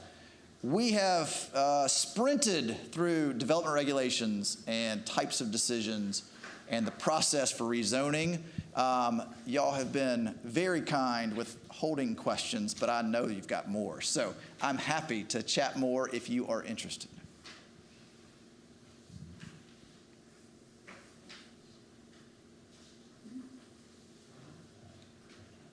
Yes. Well, just starting from the most recent topics we discussed, for a conventional rezoning, especially, and I'm new to the planning board, just for context. We see a conventional rezoning, or I used to call it a general rezoning request, and it comes along with a site plan, preliminary site plan. We might have preliminary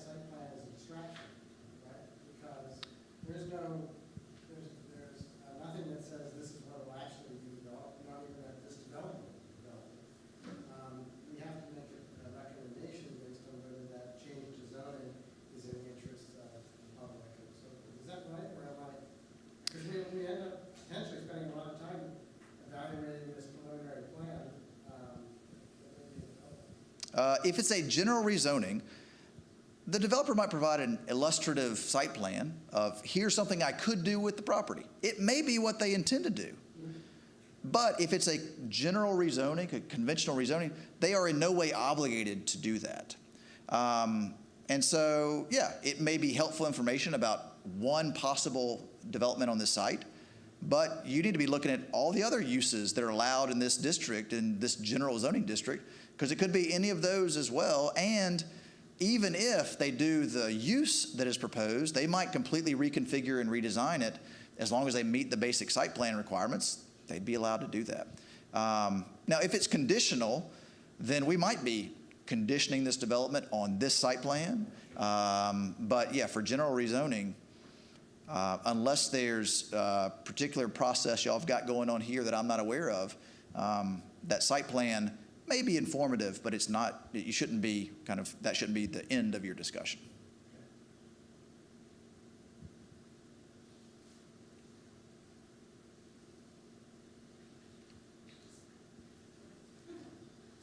Question, Adam. I wanted Yes. to touch base with you. We have a lot of talk about the future Waxhaw Parkway and bringing it to our area. How do you feel about roads on comprehensive plans and the MAP Act and all that jazz? How long are we here? I can give you 5 minutes, sir. Yeah. Yes, or snacks. It's going to cost more cookies. Yeah. So for context, for decades, there was the MAP Act in North Carolina that allowed for DOT and local governments to identify future corridors and then limit development in those future corridors. From a kind of broad policy perspective, it made a lot of sense because it would mean that folks weren't putting houses in what was going to be a thoroughfare.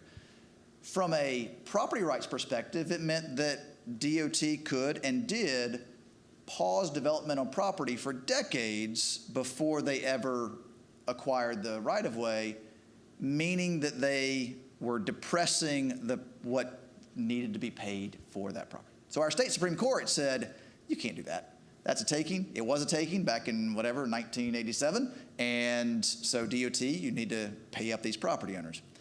That then unwound the MAP Act authority in North Carolina and left both DOT and local governments shorthanded and without a lot of tools for addressing long-term transportation planning.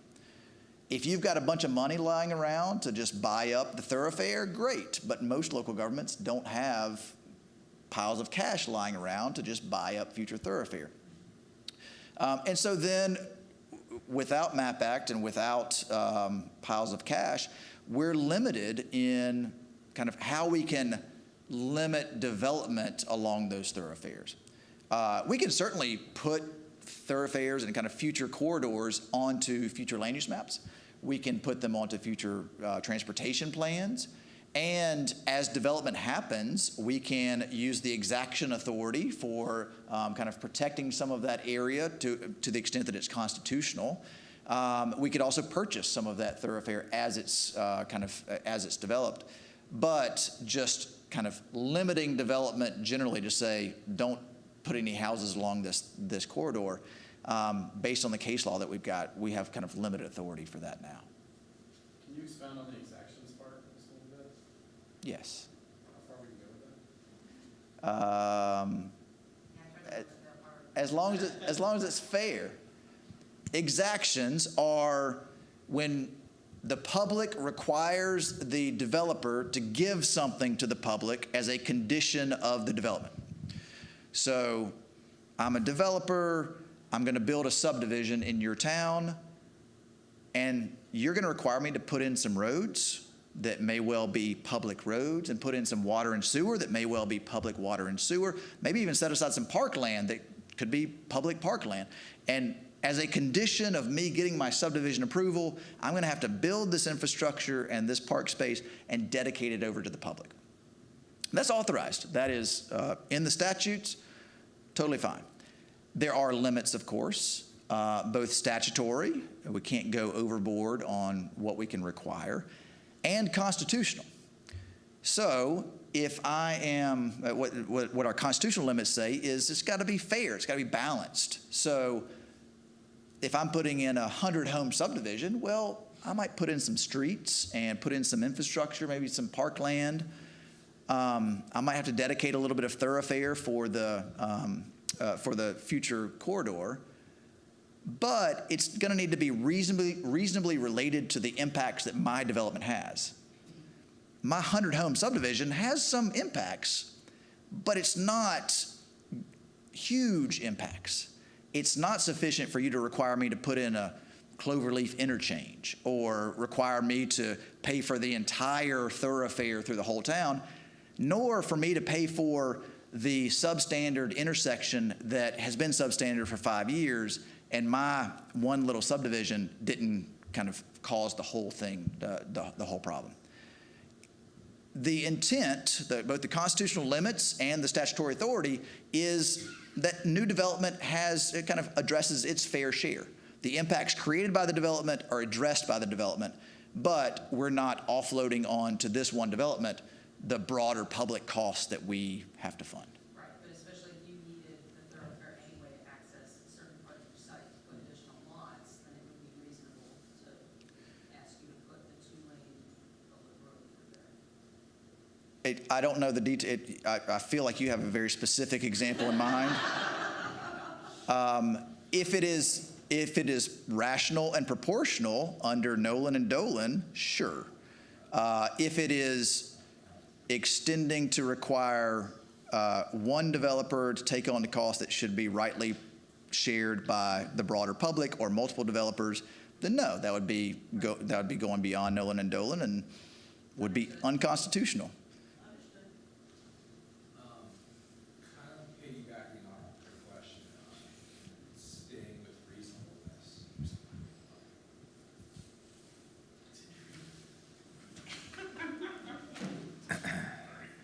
I was thinking of my question. I did not believe that there was a microphone in my hand, but thank you. So sticking with the theme of reasonableness and within the public interest on exactions, and specifically around parkland.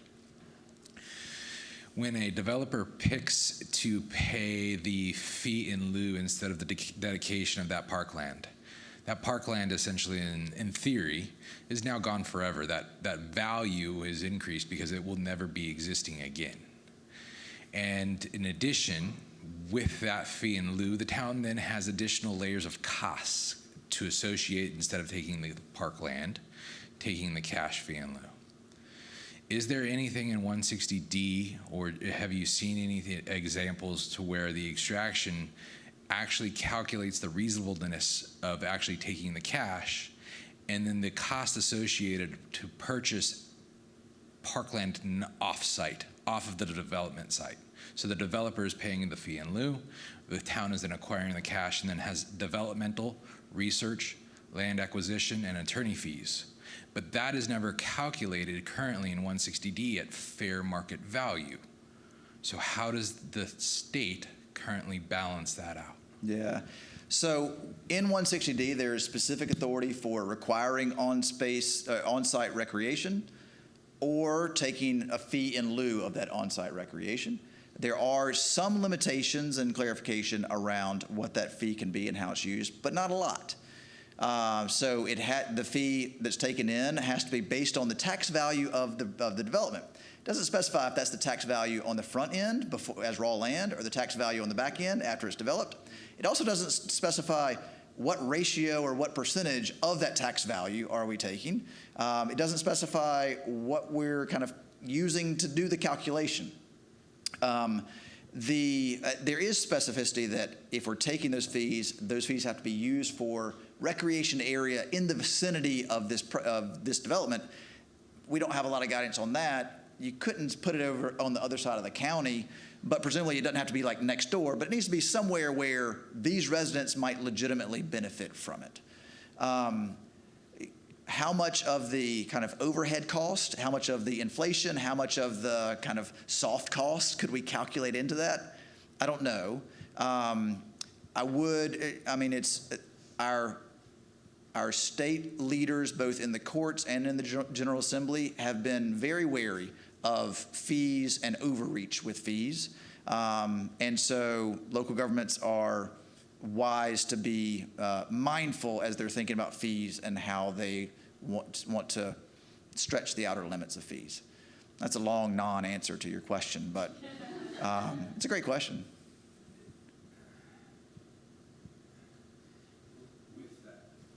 Sorry, with that, and because there is some gray ambiguity in certain categories regarding zoning, and then sometimes the application of an essentially like the parkland fee in lieu as an example, can local municipalities utilize local area bills in partnership with the state in Raleigh to help kind of plug some of these holes to address some of these growth issues, transportation infrastructure, PED plans, or in this case, maybe finding a way to locally address some of those concerns regarding a parkland fee in lieu? Yeah. Local legislation is an option for lots of issues. And many local governments have local authority to address things like park fees or transportation fees or other related development aspects. So yeah, that's one of the options that's available, is for a local government to go to their local delegation and talk with them about what authority the town has or would like.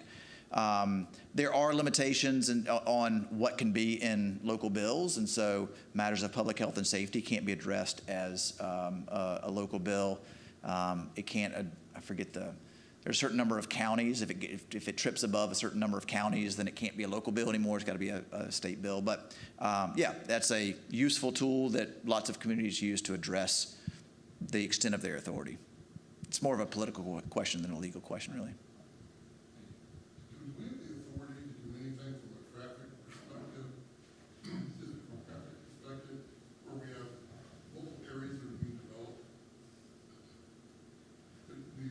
Been developed, because we've had some situations where, for example, there was going to be probably 3 or 4 developments in a certain area, and so the traffic study really says it's not too bad for the first 3, but that 4th one becomes a tipping point.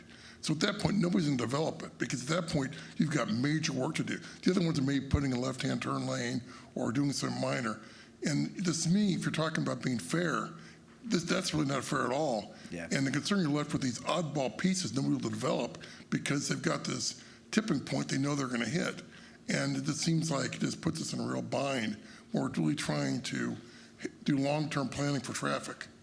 It's a great question. It's a perennial question for fast-growing places like this. There are some tools that can kind of be cobbled together, but it requires both advanced planning on the public's part and cooperation on the private part.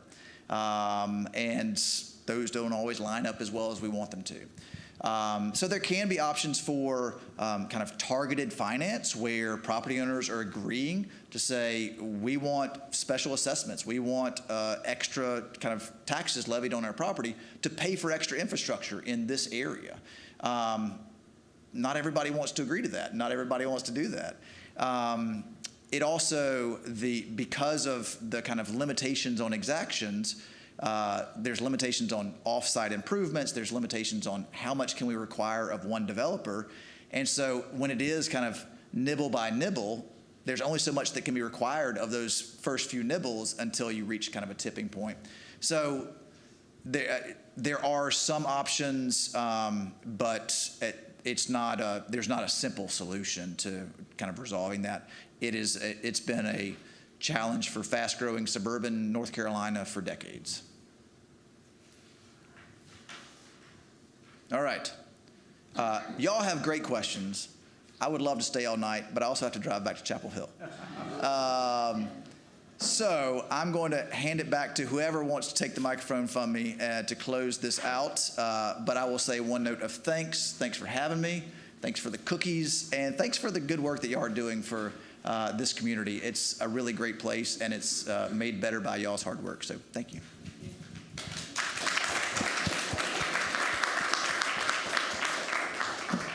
Thank you, Adam, for your time. I am not going to require you to go back up front, but I am going to require you to close the meeting.